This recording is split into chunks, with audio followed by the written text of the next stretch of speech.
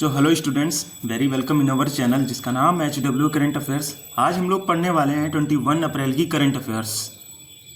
तो जो भी स्टूडेंट्स हमारे साथ नए जुड़ रहे हैं, स्टार्टिंग से एंड तक बने रहें, तभी आपको सारी चीज़ें क्लियर होंगी और सारे डाउट्स आपके क्लियर होंगे। और सारे ही क्वेश्चन मैंने इंपॉर्टेंट और सिलेक्टिव लिए हैं आज की करंट अफेयर्स के। और लास्ट में आपसे 2 क्वेश्चन पूछे जाएंगे जिनका आपको आंसर कमेंट बॉक्स के थ्रू देना है। तो बिना टाइम वेस्ट किए चलते हैं अपने पहले क्वेश्चन पे। हमारा पहला क्वेश्चन है, देश की पहली ब्लैक बॉक्स लैब का उद्घाटन कहाँ किया गया है? तो ये न्यू दिल्ली में किया गया है। ब्लैक बॉक्स के बारे में आपको बता देता हूँ।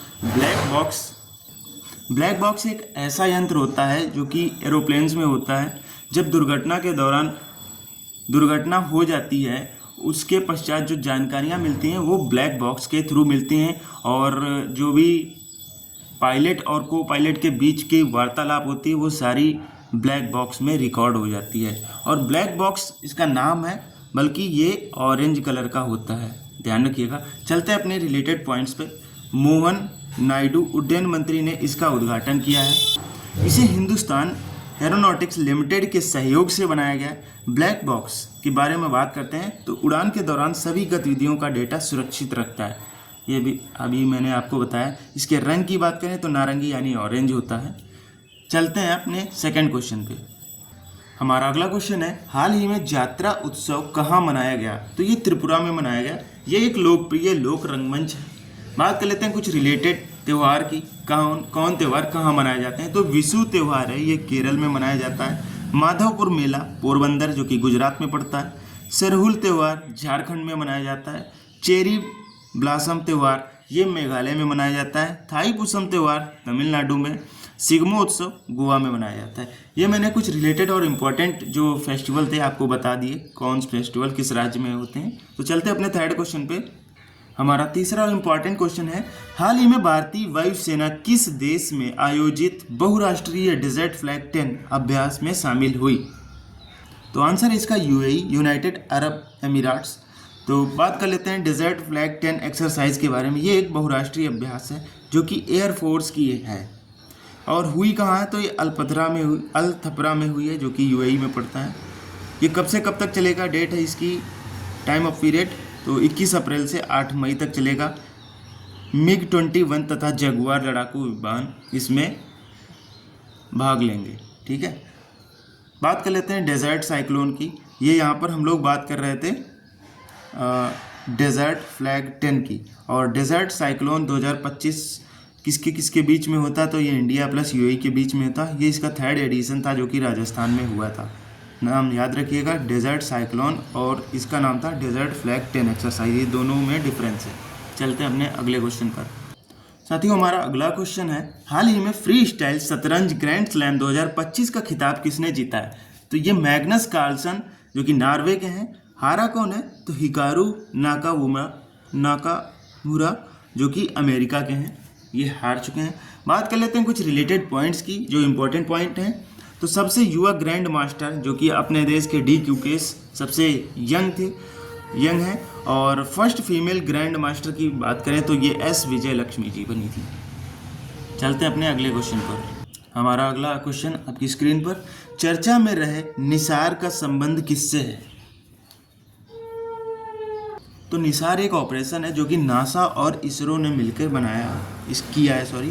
तो निसार की फुल फॉर्म की बात करें तो NASA ISRO synthetic aperture radar इसकी फुल फॉर्म है। मुख्य कार्य इसका काम क्या है? इसका पृथ्वी अवलोकन इसका काम है। पृथ्वी पर होने वाली गतिविधियों पर ध्यान रखना, उनका अवलोकन करना, जैसे कि ग्लेशियर्स पिघल रहे हैं और कहाँ पर भूकंप होने वाला है, या आप सब समझ सकते हैं पृथ्वी पर जो भी अनअधिकृत जो गतिविधियां होती हैं उन पर नज़र बनाए रखना। लॉन्च कब होगा? तो ये जून 2025 में होगा, ये डिसाइडेड हो चुका है। इसरो के चेयरमैन की बात करें तो ये वी नारायणन हैं जो कि 11वें क्रम के हैं, 11th हैं। चलते हैं अपने अगले क्वेश्चन पर। हमारा अगला क्वेश्चन है साथियों, हाल ही में एक्सोप्लैनेट K2-18b, इंपॉर्टेंट क्वेश्चन है, एक्सोप्लैनेट K2-18b पर जीवन के प्रमाण की खोज किसने की है? तो ये एक टेलीस्कोप के बारे में बात हो रही है। इसका नाम है जेम्स वेब टेलीस्कोप।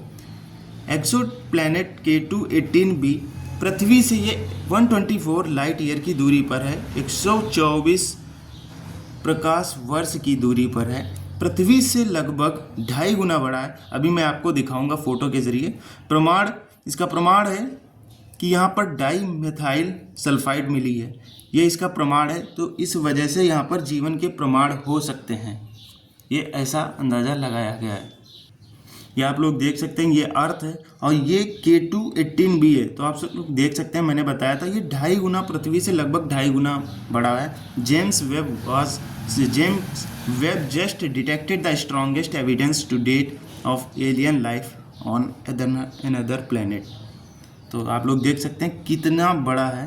तो इसका प्रमाण यही है कि यहाँ पर डाई मेथाइल सल्फाइड मिला है, तो इसके प्रमाण की खोज की गई है कि यहाँ पर जीवन संभव है। और ऐसा भी अनुमान लगाया गया है कि यहाँ पर एलियन की उपस्थिति हो सकती है। तो चलते हैं अपने अगले क्वेश्चन पर। हमारा नेक्स्ट इम्पॉर्टेंट क्वेश्चन है, हाल ही में नेप 2020 के तहत किसने स्कूलों में हिंदी को तीसरी भाषा के रूप में अनिवार्य कर दिया गया है? तो बहुत ही अच्छा किया, ये बहुत ही अच्छा डिसीजन रहा कि हिंदी भाषा को अनिवार्य कर दिया गया है नेप 2020 के तहत। तो ये महाराष्ट्र ने किया है। और बात कर लेते हैं नेप की फुल फॉर्म की, तो न्यू एजुकेशन पॉलिसी इसकी फुल फॉर्म है। नेप लागू करने वाला पहला राज्य उत्तराखंड था। अब बात कर लेते हैं इसका कॉन्सेप्ट क्या है। तो 5 ईयर तक का बच्चा जो होगा वो प्री प्राइमरी में पढ़ेगा, उसके बाद 3 साल वो 3, 4, 5 साल के बाद जब 8 साल का हो जाएगा तो वो 3, 4, 5 3rd, 4th, 5th क्लास का, उसके 3 साल बाद 6, 7, 8 करेगा, फिर उसके चौथे साल तक वो 9, 10th, 11th, 12th करेगा। तो उसकी 12th तक की एजुकेशन जो वो पूरी हो जाएगी। तो आई होप सारे पॉइंट्स आपको क्लियर हो गए होंगे इस क्वेश्चन से रिलेटेड। तो चलते हैं अपने अगले क्वेश्चन पर। तो स्टूडेंट्स, अगला क्वेश्चन है, हाल ही में वर्ष 2025 के लिए WEF विश्व युवा नेता के रूप में किसे नामित किया गया हो? तो ये राम मोहन नायडू हैं, जो कि सबसे यंग युवा नेता हैं कैबिनेट में। तो बात कर लेते हैं WEF की फुल फॉर्म की, तो वर्ल्ड इकोनॉमिक फोरम होती इसकी फुल फॉर्म। स्थापना इसकी 1971 है। हेडक्वार्टर इसका जिनेवा जो कि स्विट्जरलैंड में पड़ता है। शीतकालीन बैठक थी जो कि दावोस में थी। तो यंग लीडर अवार्ड इनको मिला है। बात कर लेते हैं 40 साल से कम आयु वाले नेता को युवा कहते हैं। आप लोग देख सकते हैं क्योंकि जो एस्पिरेंट होता है वो लगा कि 26, 28, 30 साल तक तो वो तैयारी करता रहता है, सिलेक्शन ले पाता है 30 साल तक। और वो अपने कार्यस्थल में अगर वो अच्छा कुछ कर रहा है तो उसको ये यंग लीडर्स अवार्ड से नवाजा गया है। तो इस बार 7 लोगों को मिला है। ग्लोबल जेंडर गैप इंडेक्स की बात करें तो ये भी WEF जो वर्ल्ड इकोनॉमिक फोरम है वही जारी करता है। तो चलते हैं अपने नेक्स्ट क्वेश्चन पे। हमारा अगला क्वेश्चन है, केंद्रीय सहकारिता मंत्री अमित शाह ने RPF परेड 2025 को कहाँ संबोधित किया है? तो ये नीमच में किया है। बात करें कब हुआ, तो ये 17 अप्रैल 2025 को संबोधित किया है। CRPF स्थापना दिवस कब मनाया जाता है? तो ये 27 जुलाई को मनाया जाता है। CRPF शौर्य दिवस की बात करेंगे तो ये 9 अप्रैल को मनाया जाता है। हेडक्वार्टर इसका न्यू दिल्ली में है। डायरेक्टरेट जनरल DG इसके ज्ञानेंद्र प्रताप सिंह है। तो चलते हैं अपने अगले क्वेश्चन पर। हमारा अगला क्वेश्चन है, प्रतिवर्ष सिविल सेवा दिवस कब मनाया जाता है? तो ये 21 अप्रैल को मनाया जाता है। पहली बार कब मनाया गया? तो ये 21 अप्रैल 2006 में मनाया गया था। भारत के पहले सिविल सर्वेंट का नाम है सत्येंद्र नाथ टैगोर। फिर से मैं रिवाइज करा देता हूँ, भारत के पहले सिविल सर्वेंट कौन थे? तो ये सत्येंद्र नाथ टैगोर थे। UPSC का उल्लेख कहाँ होता है? तो ये आर्टिकल 315 में है। UPSC की अध्यक्ष कौन है? तो प्रीति सूदन है। मैंने जितने भी UPSC से रिलेटेड क्वेश्चन थे, पॉइंट्स थे, आपको बता दिए हैं। तो चलते हैं रिवीजन पॉइंट पे। तो आज का हमारा रिवीजन का पहला क्वेश्चन है, ICAR का महानिदेशक किसे नियुक्त किया गया है? तो ये मांगी लाल जाट को किया गया है। बात करें ICAR की फुल फॉर्म की, तो Indian council of agricultural research. स्थापना इसकी 16 जुलाई 1929 को रॉयल कमीशन के द्वारा हुई थी। चलते हैं अपने अगले क्वेश्चन पर। अगला क्वेश्चन है, विश्व लीवर दिवस कब मनाया जाता है? तो ये 19 अप्रैल को मनाया गया। चलते हैं थर्ड क्वेश्चन पर। हमारा थर्ड क्वेश्चन है, हाल ही में राजस्व सचिव किसे नियुक्त किया गया? तो ये अरविंद श्रीवास्तव जी को किया गया है नियुक्ति। अंतर्राष्ट्रीय बिग कैट अलायंस का मुख्यालय किस देश में स्थापित किया जाएगा? तो ये इंडिया में किया जाएगा। चलते हैं अपने अगले क्वेश्चन पर। हमारा अगला क्वेश्चन है, यूनेस्को के memory of the world register 2025 में किस प्राचीन भारतीय ग्रंथों को शामिल किया गया है? तो ये दो ग्रंथों की बात हो रही है यहाँ पर, श्रीमद् भगवद गीता को और नाट्य शास्त्र को शामिल किया गया है यूनेस्को के memory of the world register 2025 में। चलते हैं अपने अगले क्वेश्चन पर। हमारा अगला क्वेश्चन है, the chief minister and the spy नामक पुस्तक किसने लिखी? तो ये A.S. दौलत जी ने लिखी है। ये रॉ के पूर्व प्रमुख भी रह चुके हैं। चलते हैं अपने अगले क्वेश्चन पर। हमारा अगला क्वेश्चन है, एथलीट पासपोर्ट मैनेज यूनिट शुरू करने वाला भारत का दुनिया का कौन सा देश बन गया? तो ये 17th बन गया है देश जो कि एथलीट पासपोर्ट मैनेजमेंट यूनिट शुरू करने वाला बन चुका है। 17 अप्रैल 2025 को खेल मंत्री मनसुख मांडवीय ने नई दिल्ली में इसका उद्घाटन भी किया था। चलते हैं अपने अगले क्वेश्चन पर। हाल ही में संसद खेल महाकुंभ 2025 का उद्घाटन कहाँ किया गया? तो ये लखनऊ में किया गया, जो कि उत्तर प्रदेश की राजधानी है। संसद खेल महाकुंभ 2025 कब से कब तक चलेगा? तो ये 19 से 22 अप्रैल तक चलेगा 2025।